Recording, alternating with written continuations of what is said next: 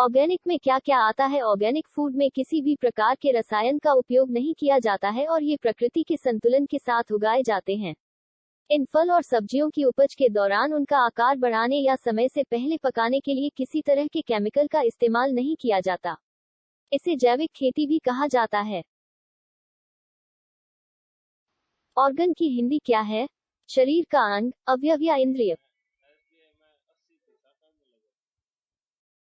Make organic India क्या है? Make in India, India एक क्रांतिकारी विचार है जिसने निवेश एवं नवाचार को बढ़ावा देने, बौद्धिक संपदा की रक्षा करने और देश में विश्व स्तरीय विनिर्माण बुनियादी ढांचे का निर्माण करने के लिए प्रमुख नई पहलों की शुरुआत की है। इस पहल ने भारत में कारोबार करने की पूरी प्रक्रिया को आसान बना दिया है। जैविक खेती और रासायनिक खेती में क्या अंतर है? रासायनिक खेती और ऑर्गेनिक खेती में मृत और जीवित का अंतर है।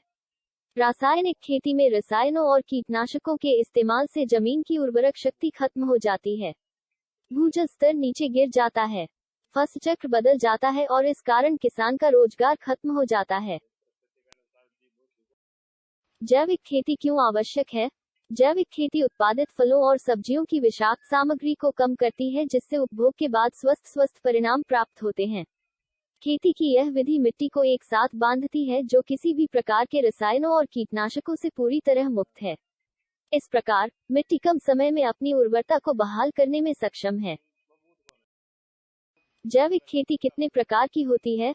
जैविक खेती ऑर्गेनिक फार्मिंग क्या होती है और इसके कितने प्रकार? देशी खेती, कुदरती खेती, गौ आधारित खेती। प्राकृतिक खेती कैसे की जाती है?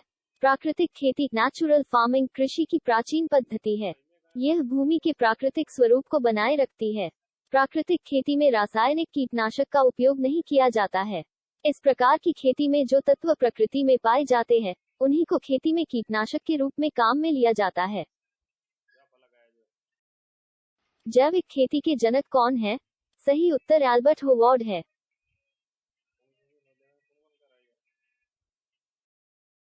रासायनिक खाद कितने प्रकार के होते हैं? Urea, di ammonium phosphate, DAP, super phosphate, potash खाद, जिंक सल्फेट आदि। जीवामृत कैसे बनाएं? घन जीवामृत एक सूखी खाद है जिसे बुवाई के समय या पानी देने के 3 दिन बाद दे सकते हैं। इसे बनाने के लिए 100 किलो गोबर, 1 किलो गुड़, 1 किलो किसी भी गाय का बेसन, 100 ग्राम खेत की जीवाणु युक्त मिट्टी, 5 लीटर गोमूत्र, इन सभी चीजों को फावड़ा से अच्छे से मिला लें। इस खाद को 48 घंटे छांव में फैलाकर जूट की बोरी से ढक दें। समोच्चरेखीय जुताई क्या है? समोच्चरेखीय जुताई कंटूर जुताई मृदा संरक्षण की यह विधि तरंगित भूमि वाले प्रदेशों के लिए सबसे अधिक उपयुक्त है। भूमि को समान ऊंचाइयों पर जोतने से हल्के कुंड या नालियां ढाल के आर पार बन जाती हैं। इससे मृदा के अपरदन की गति में कमी आ जाती है। यह विधि मृदा उर्वरता और आर्द्रता बनाए रखने के लिए भी प्रयोग में लाई जाती है। प्लास्टिक पलवार कितने प्रकार के होते हैं? प्लास्टिक विभिन्न रंगों जैसे काले, पारदर्शी, पीला काला, सफेद काला, काला लाल पलवार के रूप में उपलब्ध होती है।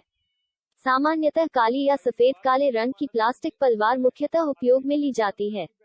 प्लास्टिक पलवार फिल्म का चयन, इसका चयन खेती की जरूरत के अनुसार ही किया जाता है। जैविक खेती की शुरुआत कब हुई? भारत में वर्ष 2003-04 में जैविक खेती को लेकर गंभीरता दिखाई गई और 42,000 हेक्टेयर क्षेत्र से जैविक खेती की शुरुआत हुई। मार्च 2010 तक यह बढ़कर 10,80,000 हेक्टेयर हो गया। भारत में जैविक खेती प्रारंभ करने वाला प्रथम राज्य कौन सा है?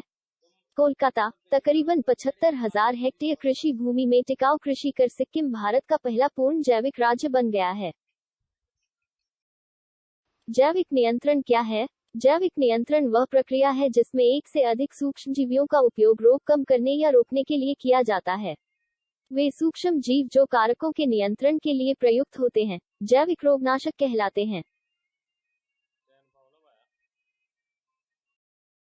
सबसे जहरीला कीटनाशक कौन? ये है सबसे खतरनाक रासायनिक हथियार VX बेहद जहरीला रासायनिक मिश्रण है।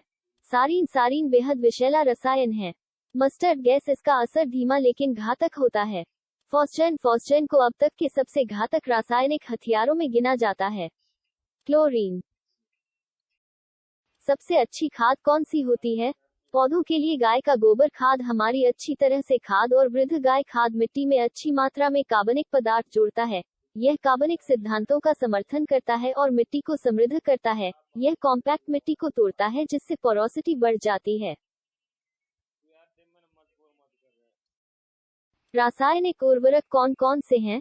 प्रमुख रासायनिक उर्वरक एवं उसमें पाए जाने वाले तत्व एवं प्रतिशत पोटेशियम क्लोराइड या मूरत of potash -60% potash, potassium sulphate 50% potash व 18% गंधक, जिप्सम -13% गंधक, पायरेट 18-22% गंधक, गंधक -85-100% गंधक, मैग्नीशियम सल्फेट 16% मैग्नीशियम व 13% सल्फेट, यूरिया 46% नाइट्रोजन।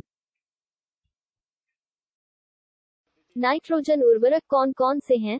पौधों के विकास के लिए आवश्यक नाइट्रोजन आधारित उर्वरक: ammonium sulphate, ammonium sulphate, ammonium chloride, ammonium chloride, ammonium nitrate, urea, चिलीलाइट, नींबू नाइट्रोजन और इसी तरह। वेदिका जुताई और समोच्च रेखीय जुताई में क्या अंतर है? आंसर: इसमें फसल संबंधी कार्य जैसे हल चलाना, बीज बोना समोच्च पंक्तियों के साथ करते हैं। इस प्रकार समोच्च पंक्तियों में खूंट, फरोज एंड मैंड ब्रिजेस बन जाते हैं जो सूक्ष्म जलाशयों की तरह कार्य करते हैं। खूंट एंड मैंड अपवाह जल के वेग को कम कर देता है, परिणामस्वरूप भूमि को अपवाह रन ऑफ सोखने के लिए अधिक समय मिलता है। सीढ़ी नुमा खेती क्या है? सीढ़ीदार खेत, पर्वतीय या पहाड़ी प्रदेशों की ढलवां भूमि पर कृषि के उद्देश्य से विकसित क्षेत्रों को कहते हैं। इन प्रदेशों में मैदानी इलाकों के अभाव में पहाड़ों की ढलानों पर सीढ़ियों के आकार के छोटे छोटे खेत विकसित किए जाते हैं जो मृदा अपरदन और बारिश के पानी को बहने से रोकने में सहायक होते हैं। ऊर्ध्वाधर मल्चिंग क्या है? पलवार मल्चिंग एक पतली प्लास्टिक की फिल्म को जमीन के ऊपर रखा जाता है। बीजों को लगाने के लिए नियमित अंतराल पर छिद्रों को छिद्रित किया जाता है या विकास के शुरुआती चरणों में इसे सीधे पौधों पर रखा जाता है। फिल्मों की खेती की अवधि आमतौर पर 2-4 महीने तक होती है और आमतौर पर इसकी मोटाई 12-80 माइक्रोमीटर होती है। मल्चिंग पद्धति क्या है? इस विधि में बैग को प्लास्टिक से पूरी तरह कवर कर दिया जाता है जिससे खेत में खरपतवार न हो। खेत में लगे पौधों की जमीन को चारों तरफ से प्लास्टिक कवर द्वारा सही तरीके से ढकने को प्लास्टिक मल्चिंग कहते हैं। बैग पर बिछाई जाने वाली कवर को पलवार या मल्च कहते हैं।